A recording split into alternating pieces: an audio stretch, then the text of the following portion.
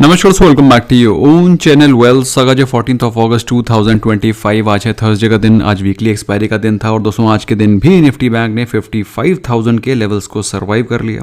Ultimately closing दी है 55,341 पे। अब 55,000 कितना इंपॉर्टेंट लेवल है दोस्तों, आप इसके समझ सकते हैं कि मार्केट ने ऑलमोस्ट एक हफ्ता इस तरह से जिग जैग गुजार दिया है, बट 55,000 के लेवल्स को ब्रीच नहीं किया है। लेकिन वही बात है कि बकरे की माँ कब तक खैर मनाएगी। फिलहाल बात करें हम लोग निफ्टी बैंक के बारे में, तो Nifty bank 160 points plus close हुआ है। वहीं Nifty 50 just flat 12 points plus. वहीं मिड कैप और स्मॉल कैप इंडेक्स को अगर आप देखें तो 177 पॉइंट्स की गिरावट के साथ क्लोज हुए हैं। और दोस्तों आज के दिन मार्केट को रेंज बाउंड रहना ही रहना था। इसको हम लोगों ने कल शाम को इवनिंग रैप में डिस्कस कर लिया था, जब पुट कॉल रेशो बिल्कुल हमको 1 के आसपास दिखाई पड़ रहा था। साथ में जो कॉल राइटिंग और पुट राइटिंग की जो पोजीशंस थी पूरी की पूरी एट द मनी के आसपास बनी हुई थी। ये रिमेंबर, चूंकि वो एट द मनी के आसपास बनी हुई थी, ये बात तो बिल्कुल काइंड ऑफ अश्योर्ड थी कि मार्केट रेंज बाउंड रहेगी at least initial part of the day. But ultimately market chose to remain range bound entire day, क्योंकि कल के दिन है 15 अगस्त, मतलब इंडिया का इंडिपेंडेंस डे। और ट्रंप और पुतिन की भी कुछ बातचीत चल रही है। अब उसमें क्या निष्कर्ष निकलेगा क्या नहीं निकलेगा वो तो जैसे पता चलेगा तो will keep you updated.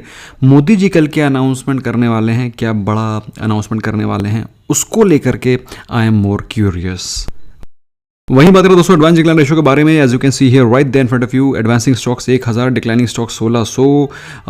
Declining stocks में हमको अच्छी खासी तेज़ी दिखाई पड़ रही है। डिक्लाइनिंग स्टॉक्स में तेज़ी दिखाई पड़ रही है, मतलब अगर आप देखें पूरे दिन हमको धीरे धीरे करके डिक्लाइनिंग स्टॉक्स बढ़ते ही चले गए। By the end of the day highest के आसपास डिक्लाइनिंग स्टॉक्स दिखाई पड़े। और ये ट्रंप पुतिन का जो कल के दिन डिस्कशन होना है उसको लेकर के मार्केट में कॉशन है। आप सामने देख सकते हैं gift Nifty 80 points negative trade कर रहा है। डाउ जोन्स भी माइल्डली नेगेटिव है। नैस्डैक हर जगह पर आपको एक कन्फ्यूजन, एक स्केप्टिज्म दिखाई पड़ रहा है। वैसे जैसे कि मैंने आपको बताया, मुझे कोई बहुत ज़्यादा उम्मीद तो नहीं है, but it will be very interesting to see क्या निकल के आता है। As I told you, I am more curious कि मोदी जी क्या बोलते हैं। मोदी जी कोई नई लाडली बहना टाइप की स्कीम ना निकाल दें। आई एम रियली अफ्रेड, क्योंकि मोदी जी ने तो अनाउंसमेंट कर देना है रेड फोर्ट से, अल्टीमेटली पे करना है आपको और हमको बाय आर टैक्सेस। वहीं बात करें हम लोग टॉप गेनर्स के बारे में, आज के दिन Muthoot finance was almost 10% up. और इसके बारे में हम लोगों ने कल शाम को इवनिंग रैप में स्टडी किया था कि मुथूट फाइनेंस के results are good and you should be expecting some positive outcome from there. Pfizer, Coromandel, इसके अलावा Chalet, Manappuram finance were the top gainers. गिरने वाले स्टॉक्स की लिस्ट में कोहेंस था 7.5% डाउन। NSL NISP जो कि एक दिन पहले 7% के आसपास भागा था, but I was very convinced कि मुझे इसमें थोड़ा सा कॉशन बरतने की ज़रूरत है। 7% के आसपास NSL NISP आज के दिन वापस आता हुआ दिखाई पड़ा। ये H hotel, Nava engineers India were the other top losers. ये सारे के सारे मिड कैप और स्मॉल कैप सेगमेंट के स्टॉक्स हैं। वहीं लास्ट एक हफ्ते में जहाँ पर हमें सबसे ज़्यादा आउट परफॉर्मेंस दिखाई पड़ रहा है उसमें लीड कर रहा है HPL engineering, very very good fundamental stock. GM financial में ऐसा लग रहा है मुझे कुछ बड़ा आने वाला है, यही रीज़न है कि स्टॉक 20% के आसपास भागा है। There is some big announcement which is likely to come in GM Financials any sooner. Sun Life Sciences तो हम लोगों ने निफ्टी वीकली व्यू में स्टडी किया था। Stock was up 12%, craftsman 12%, NSL NISP last एक हफ्ते में करीब 11% के आसपास पॉजिटिव है। इनफैक्ट कल के दिन ही स्टॉक 20% के आसपास अपर सर्किट मार चुका था। आज के दिन उसने थोड़ा जो कल के दिन की तेजी थी उसको रिकवर कर लिया। पगेल 35% डाउन। एस, श्नैडर, बाटा इंडिया, इसके अलावा Waaree energies are the other top losers of Nifty of mid cap and small cap index in last 1 week. कई सारे लोगों को डेटा निफ्टी 50 में देखना पसंद है, कुछ लोगों को मिड कैप और स्मॉल कैप स्टॉक्स को स्टडी करना पसंद है। तो आज के टॉप गेनर्स के बारे में बात रहे हैं। As far as Nifty 50 is concern तो उसमें था Wipro which was almost 2% up, eternal was close to 2% up, HDFC life, Infosys was 0% up, Asian paints was also close to 1% up.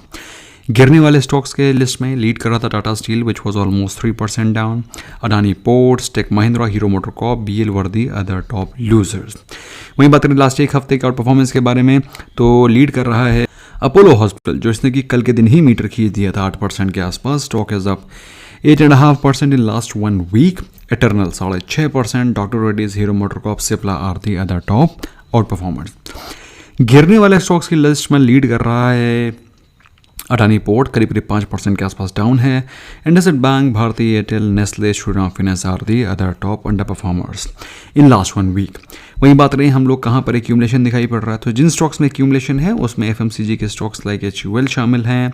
इसके अलावा Power Grid, Bajaj Auto, Axis Bank, Eicher Motors, ये वो companies हैं जहाँ पिछले दिन के कंपैरिजन में हमें higher accumulation, higher delivery percentage दिखाई पड़ रहा है।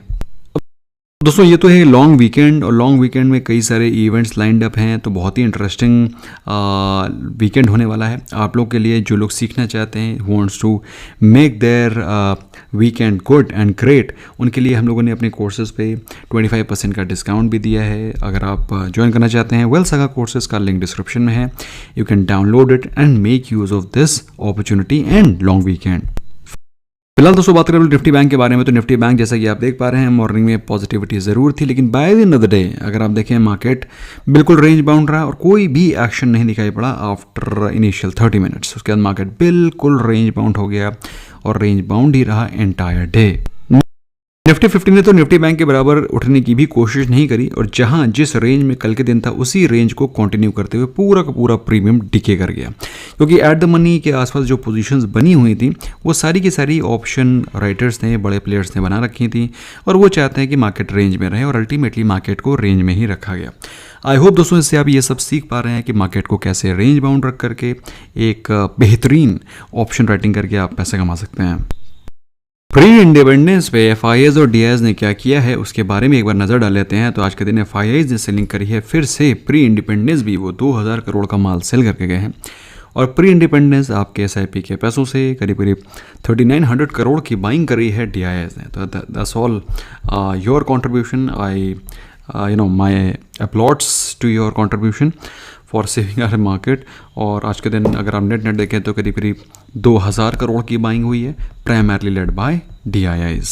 कुछ बहुत ही इंटरेस्टिंग से रिजल्ट्स आए हैं दोस्तों, उनको हम लोग स्टडी कर लेते हैं। सबसे पहला रिजल्ट आया है हिंदुस्तान कॉपर का। वैसे रिजल्ट सबसे पहला मतलब ये नहीं है कि सबसे पहला आया है, it is just that I am discussing it in the same chronological order in which I am liking the results.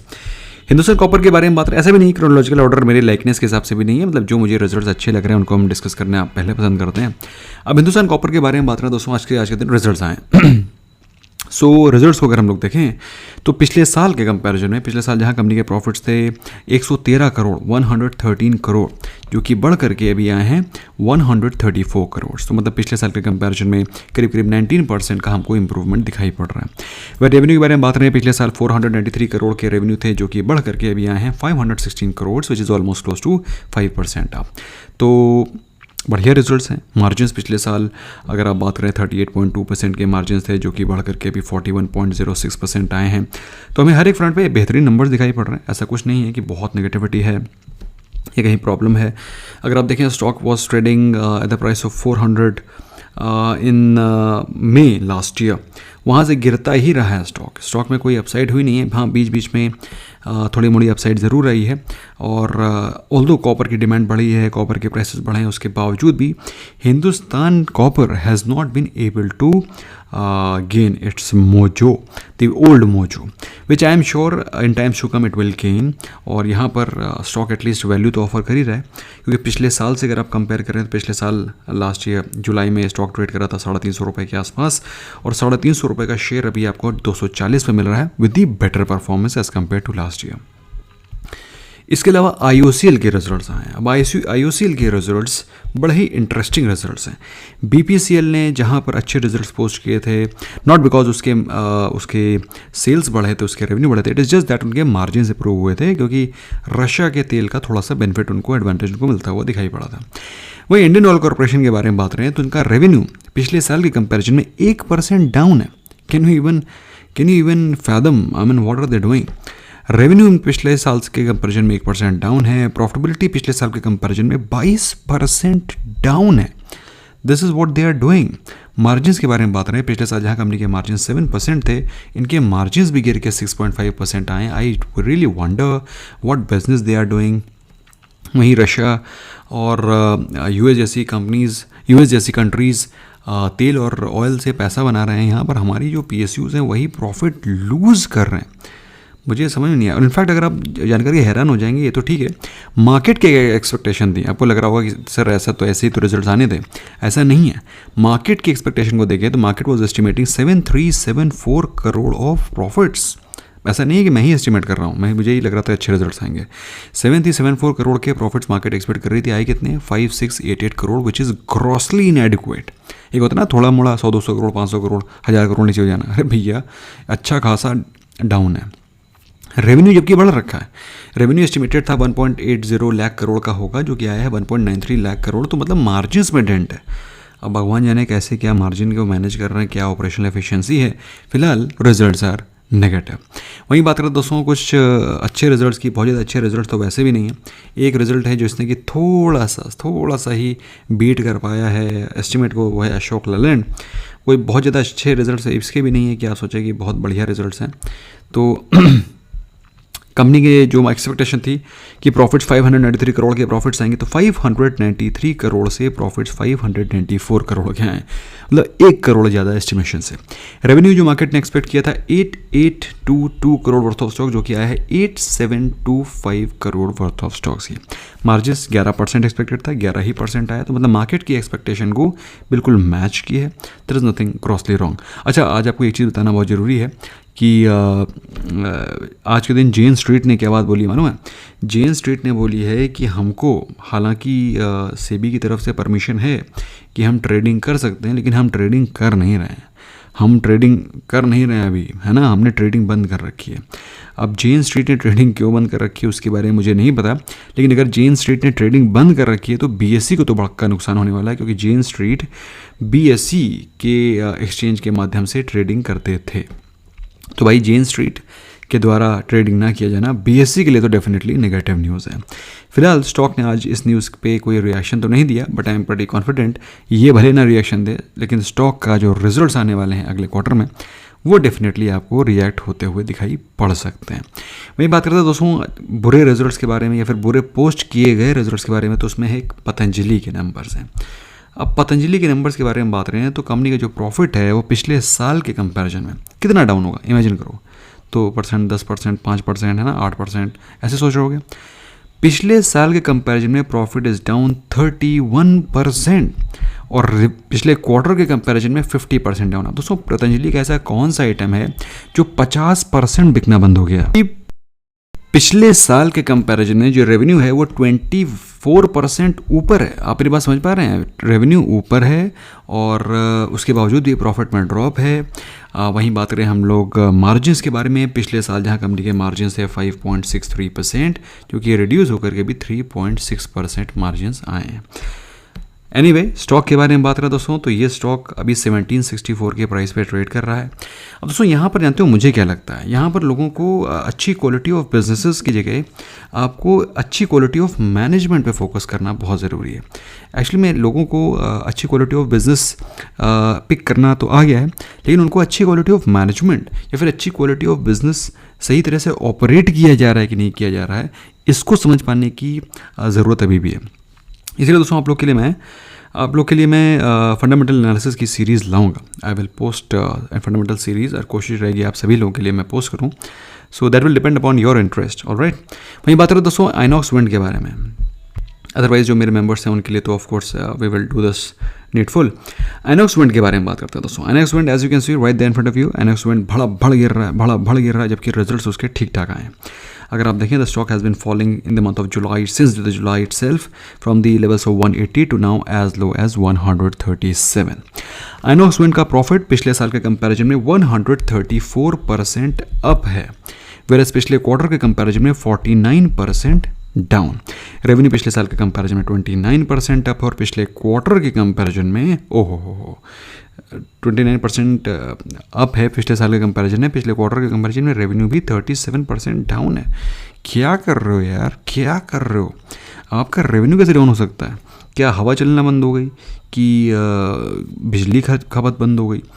I fail to understand why their revenue and profit is dropping quarter on quarter. I mean क्या हवा चलना बंद हो गई कि लोगों ने बिजली यूज़ करना बंद कर दिया? तो मेरे हिसाब से दोनों भी केस ऐसा नहीं है, ये हवा चलना बंद हो गई हो या फिर लोगों ने यूज़ करना बंद कर दिया। फिलहाल कुल मिलाकर के रिजल्ट्स ऐसे हैं और यही रीज़न है कि स्टॉक धड़ाधड़ गिर रहा है।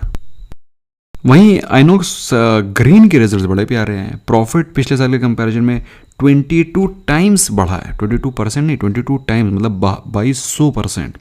पिछले क्वार्टर के कंपैरिजन में 2.5 गुना, दैट इज़ 246% की ग्रोथ है प्रॉफिट्स में। रेवेन्यू 10% बढ़े हैं as compared to last year, और पिछले क्वार्टर के कंपैरिजन में हालांकि 18% रेवेन्यू कम है।